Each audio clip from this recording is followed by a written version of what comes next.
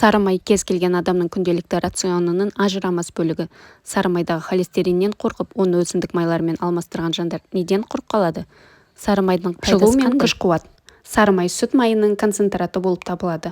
Ал май бірінші кезекте жылудың қайнар көзі. Майдың бұл қасиеті әсіресе суық кезеңде пайдалы. Әрине, сары май калориялығы өте жоғары. Оған қоса майлар ағзаға оңайлықпен сіңеді. Бірақ сары майдың бұл қасиеттерін де өзіміздің пайдамызға асыруға болады. Яғни таңғы ас құрамына дәстүрлі нан мен май бутерброды өте орынды. Бұл тіпті арықтап жүретін қыздарға да артық болмайды. Күніне 30 граммнан артық емес, май сіздің салмағыңызға еш әсер етпейді. Дәрумендер.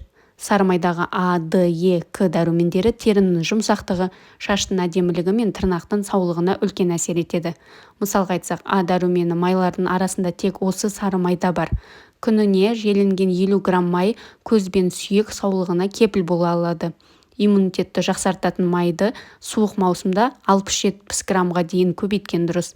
А дәруменіне байланысты май тыныс мүшелерінен ішінен майлап жөтелді емделуді тездетеді. Ал Е дәрумені қан тамырларын тазалап берік қылады, шаршағандық сезімін басады.